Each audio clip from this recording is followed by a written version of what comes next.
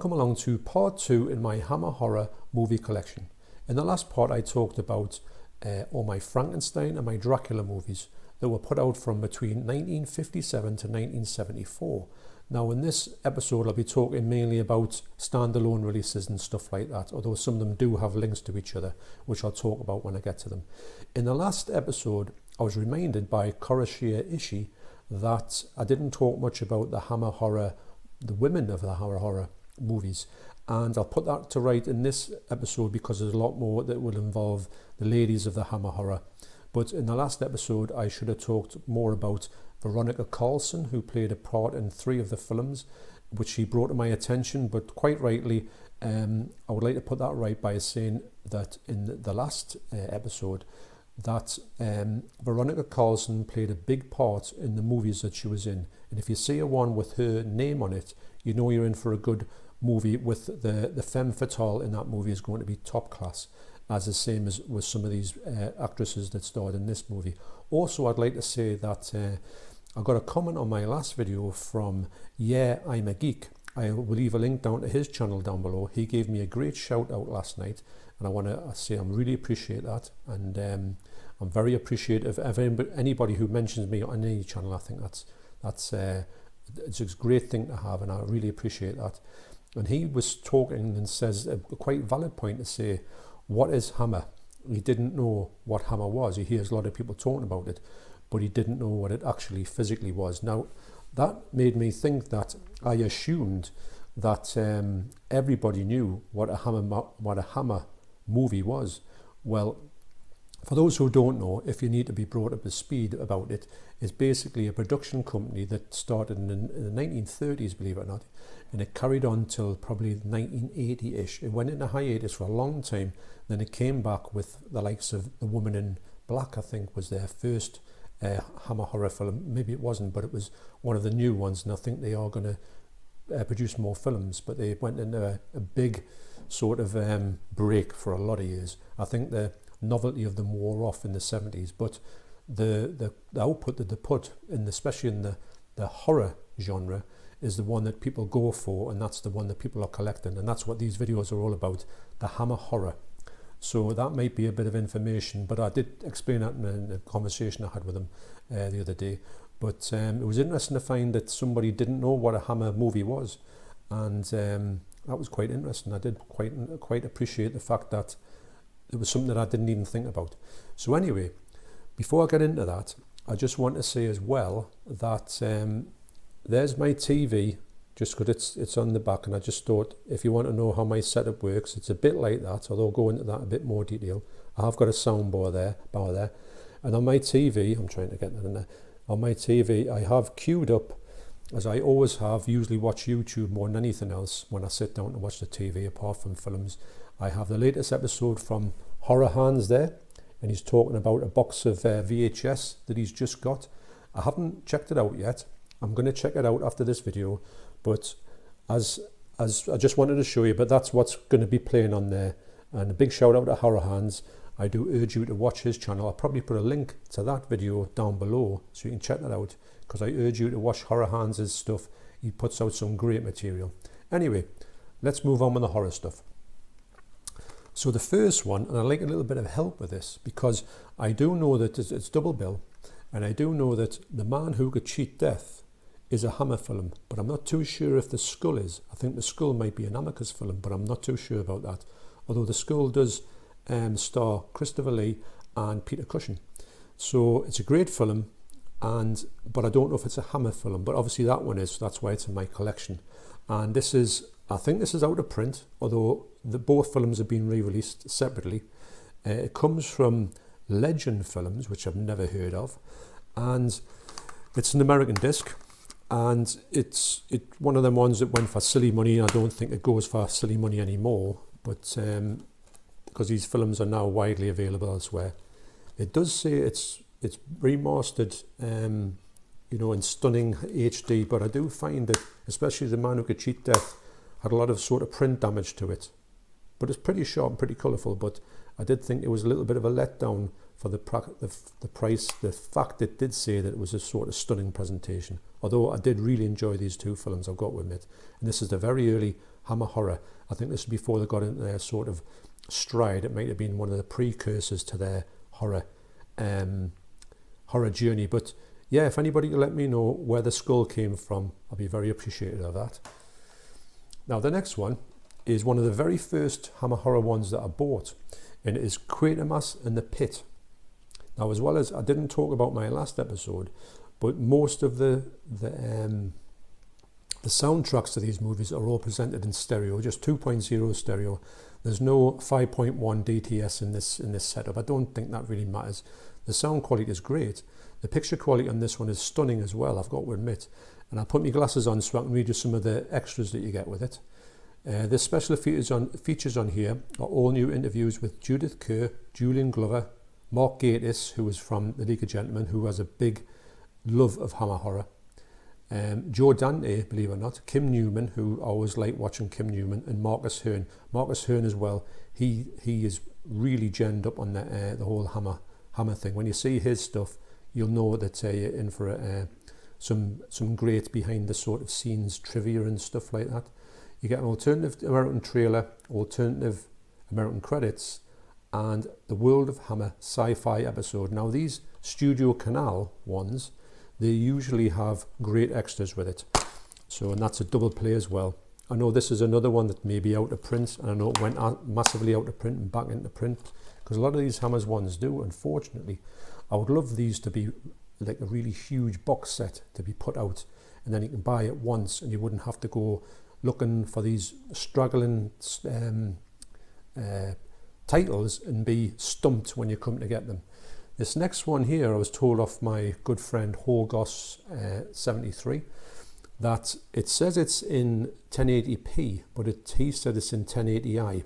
Now, saying that, I did put it on, and I did think the picture quality was really good. It stars Peter Cushing and also Oliver Reed, believe it or not. Yes. I'm a big fan of Oliver Reed. Now, I do think that this film, even though it looks like a horror movie, I think it's more like a sort of, Commander Collier and his band of sailors arrive in an English coastal town to investigate reports of marsh phantoms who ride by night, spreading terror to the town. The captain suspects that the local Reverend Peter Cushing might be hiding something.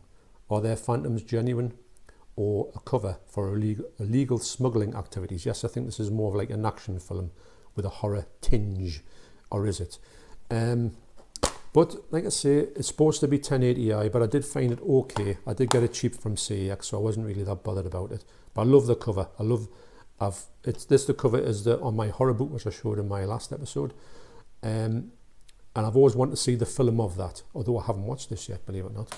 I do wait for my wife to watch these with us, because she does like them as well. The next one is the one that was a firm favourite of mine on the TV, but I haven't watched this particular version yet. It is Curse of the Werewolf. Now, this was released by Final Cut, and I've checked it out, obviously, and it looks okay. And it's got special features on as well. Censoring the Werewolf, a new 13-minute documentary directed by Hammer Films historian Marcus Hearn. The Making of Curse of the Werewolf, with interviews with Catherine Feller, Yvonne Roman, Mike Hill, Don Mingay, Margaret Robinson and Jimmy Sangster, and also Lycanthropy, The Beast and All of Us, and Stills Gallery. Now, this is, I remember watching this on the TV, and I used to love this film. A lot of people say that the werewolf isn't in it for that much, unfortunately, because I think Oliver Reed like I say, is a great actor, and I do like the fact of him being a werewolf. Although this is Hammer's only entry into the werewolf field, there was never any sequels or anything to do with this film more than that. They didn't do a run of them. I think they wanted to do a run of them, maybe it didn't sell that well, so they didn't carry on with it. But it's a shame that they didn't, as they did with the Mummy. They did quite a few Mummy films, Dracula, Frankenstein, but the werewolf seemed to falter for whatever reason.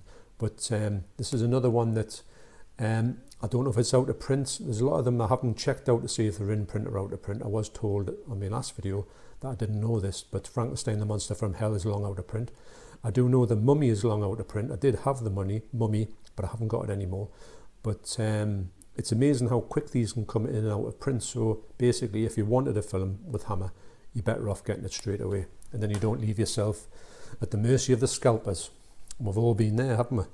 The next one is from Network. Now Network usually release, I would say, ITV series of comedy series like George and Mildred and all that type of thing, and they're usually quite good. But for this, they did go into the world of Hammer Horror for a couple of movies. Now this one is Hands of the Ripper. I must admit I've watched half of it and I did enjoy it, but I haven't watched it all. I do think that I do want to go back and revisit it, of course. It's not a double play, but you get a program notes booklet, and it seems a bit of a strange title to have for a booklet, but the program notes it's just basically a booklet. It's a fancy way really for saying this is a booklet, and you do get quite a lot of stuff in there. So this is another one. I'm going to say that I don't really know if these are in print or not, so I'm going to have to just say, and it shows you a poster there on the back there of a double bill that you could go and see of Twins of Evil and Hands of the Ripper. So that's a nice little touch to have that option on there as a sort of back print of that. So yes, so like I say, I'm going to say that if you want to get these, you might be looking at an out of print title. I'm not too sure. I can't speculate on that. The special features on here is an audio commentary with Anne Haggart. Wow. Anne Harrog did. I know how to say that as well. Anne Harrog did. She's Welsh, and she's a good actress as well. Anne Harrog. Wow, can't say it. I should have put my teeth in today. Kim Newman and Stephen Jones, original theatrical trailer. Thriller, Once the Killing Starts. I think that's an episode of a TV series. Extensive image galleries and a booklet by Stephen Jones. This again will be in 2.0 stereo, but I remember thinking it was quite a good print as well. Network do some quite good stuff. You'd be surprised at the things they will put out. I don't know why they touched the Hammer stuff, but I think when you did the two. The next one is one of my favourites. It's starring the amazing Ingrid Pitt, and this is Countess Dracula. I believe that Ingrid Pitt used to do quite a lot of vampire films in the 70s, and this one here I think is more like a standalone movie about one tale of Countess Dracula, which is kind of Countess Bathory, the tale of Countess Bathory, who used to bathe in virgin's blood and stuff like that to think she would keep herself young. And this is what this whole vampire tale is, that she basically kills young girls, drains the blood and bathes in it to get herself looking young and beautiful, and then of course she can't get her hands on the blood anymore. So that's sort of that tale. And you get an audio commentary with Ingrid Pitt and horror experts Kim Newman and Stephen Jones. You get a theatrical trailer, interview with Ingrid Pitt, 50 Years of Hammer news feature, extensive image galleries, thriller episode, conceptions of murder episode, and commemorative booklet. There's some. Did I show you the booklet? The booklet, yes, it's another one. It's quite a big booklet actually. Although the program notes is just a strange title to have for that. This another one. It's a great film. But I think the print is a little bit scratchy on it, but it doesn't take away from the fact that it looks pretty good actually. Most of them do. There's very few Hammer films that look awful on Blu-ray. This next one is one where Hammer started off in the 50s and they were sort of bloodthirsty. They were the first people to sort of show Technicolor blood and gore. Then they went in the 60s, they started to go and push the boundaries, and I think when the 70s came, they sort of, I've just noticed as well, that Countess Dracula is an 18. There's very few 18 films in the Hammer Horror series, believe it or not. This might be an 18, but this is from America. This is a Synapse version of Vampire Circus. Now, I don't think Vampire Circus has been released in the UK. Now, this is obviously fully uncut. It's a Blu-ray and DVD combo. You get a Synapse booklet there, which I think the booklet is 2014 product catalogue. Now, I've got to admit, it's got some great films in here, but I could imagine most of them are out of print now, as that unfortunately seems to happen to us horror collectors. You can walk into a HMV, and you can see the same title of, I don't know, for instance, a mainstream film, they never ever seem to go out of print. But the horror films, they just seem to just last a very short period of time and they just vanish.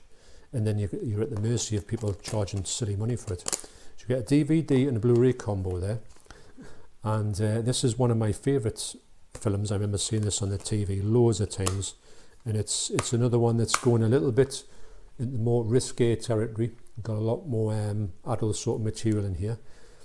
And you get blood-curdling bonus features, the bloodiest show on earth, the making of Vampire Circus documentary, gallery of grotesqueries, a brief history of Circus of Horrors featurette, visiting the House of Hammer, Britain's legendary horror magazine featurette, Vampire Circus motion comic book, and stills and poster gallery and trailer.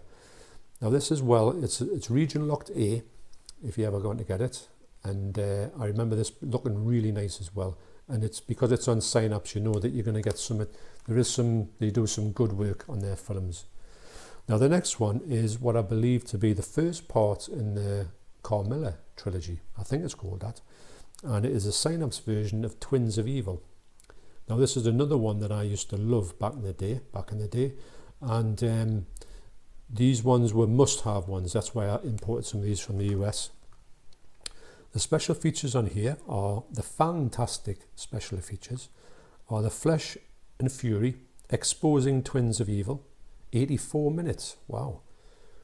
All new. That's an all new feature length documentary exploring Hammer's infamous Karstein trilogy.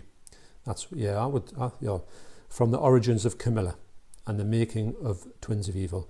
So yes, so Karstein trilogy or Camilla trilogy, whichever way you want to sort of say that. The props that Hammer built, the Kingsley collection featurette. I remember watching this and I think myself that this fella has got like loads and loads of film, you know, things that were filmed in Hammer, you know, like bats and daggers and stuff like that, and props from the whole films, and it's got some really good stuff in there. Some stuff you wouldn't believe is still here to this day.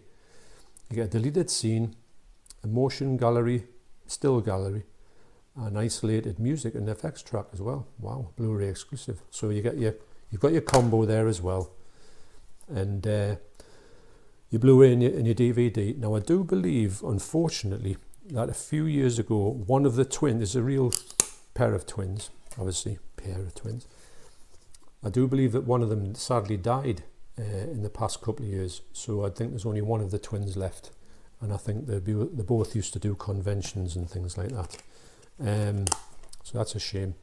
But another great film, as these 70s Hammer films are all great, and if you love that type of thing, if you love the Hammer stuff, you will obviously know about this film, and I would imagine you would love this film as well, like I did. Now the next one I think is part 2, or I don't know if they actually tie into each other, but this Karstein, this trilogy, or Camilla trilogy. Now this is the Vampire Lovers. This is a UK release on Final Cut, and I remember it looking pretty good, digitally restored it said. And obviously I showed this off in a previous video, but I just wanted to show it off again. There's my signed picture of Ingrid Pitt. This is to John, with love, Ingrid Pitt. Now my friend Horgos73 stood at a convention, and he reminded me that he actually got one himself, and he also picked, he's called John, and he obviously picked one up for me as well, so we both got one, and I'm very appreciative of him to do that for me. And this lives in here, and it stays out of light, you know, maybe it's like a vampire, isn't it? But that's one of me prized possessions there, so I love that being in there. And the special features on here is New Blood, Hammer enters the 70s, a 25-minute documentary, audio commentary with Marcus Hearn and Jonathan Rigby as well. He is well versed in the Hammer, the world of Hammer. Stills gallery, original trailer, restoration comparisons, and subtitles. This again is 2.0 stereo, so nothing exciting about that in a way. Now these other two that were on my shelves, they weren't in with my Hammer stuff because they belong to sort of like another sort of collection. And when I was going to set this video up, I forgot all about them, but I went and looked, and now I was looking around on my other shelves to see, is there any more of these Hammer ones around, because there might be a few in separate places. I do like to keep categories all together, but I think that the Hammer one is spread up a little bit. So the reason why I put this in another section is because it's in my Eureka section, and it is a Hammer film, and it is Paranoiac, and it's got special features on here, brand new high definition 1080p transfer. It's a lovely transfer actually, and you get an isolated music and effects audio track and ephemera gallery with behind the scenes and stills promo material, and you get like rarely seen original theatrical trailer, and it's 235 as well, which is quite unusual for Hammer. They don't really have that many 235s, although they do sometimes. It depends on the film that they're going to be doing.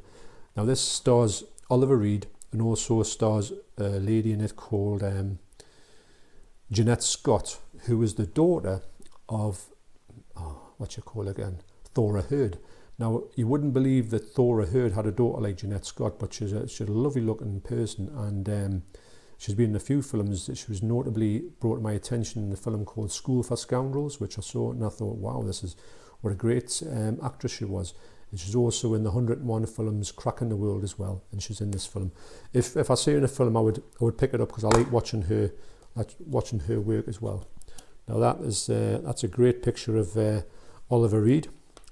As I've said in a previous video, he is rumoured to have drunk 100 pints in one weekend as well, and I could believe that rumour as well. This is a great film. It's more of a thriller. It's not really one that you would consider a Hammer horror gore fest, and I think this is a very early one. I'm going to say it doesn't tell you what year it's from, but it's a definite early 60s work, and it's a good film. And if you can track it down, it's another one. I don't know if this is in print or not. Print. I'm very out of touch with the Hammer stuff at the minute. I do need to go back and pick up some of these ones that are like escaping me at the minute. Although there's a lot of box sets out there, but I don't know if when I get the box sets, because sometimes they put a couple of horror films in, but they put the other films in that I'm not really too keen on, but they're not really. Ideally for me, I just want to get the horror films for Hammer. Now the last one here was one that was gifted to me by a good friend of mine, who has got a YouTube channel. I think it's called Broken Arrow on the channel. I'll put a link down below. That's where he usually plays his music. He is on Instagram with Occultist Horror, I think he's called, and also he's very much into his occult horror. He loves The Exorcist. That's his favourite film. So he watched this, but he wasn't too keen on it, so he just gifted it to me, which I was more than pleased to accept. And also, I'd never really heard of the film, but I hadn't heard of it before to actually watch it. And it is Die Die My Darling. Now this is in my Powerhouse Indicator section, so that's why it's not in with my other Hammer stuff. And it's the special edition, the limited edition special edition, and you do get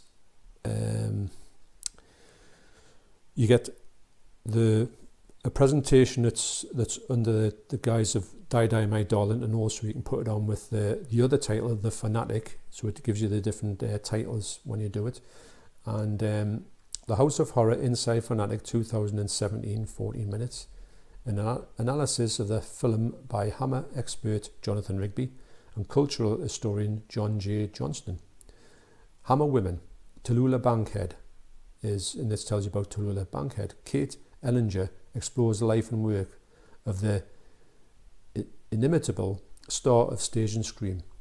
Now, I'm going to say there's two characters in here. Stephanie Powers, who everyone would know as Jennifer Hart in Heart to Heart, if you're of that age, and she is goes to this house with her husband, and the mother-in-law Tallulah Bankhead plays this sinister role, and that's all I'm going to go into.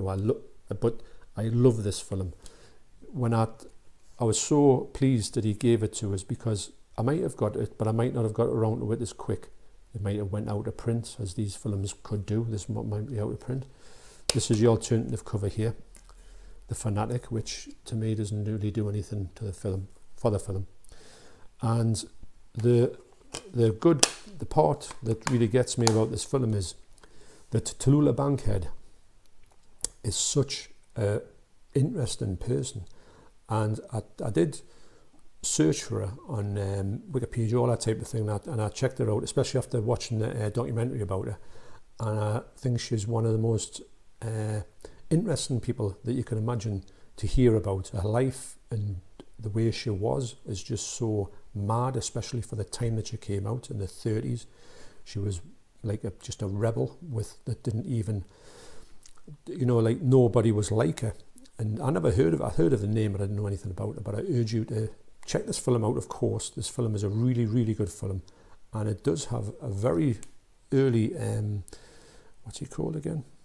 Donald Sutherland is in here playing a small character. It's just mad that he's that. Luther Joyce is in there as well from George and Mildred, which I was watching last night. Wow. Peter Vaughan.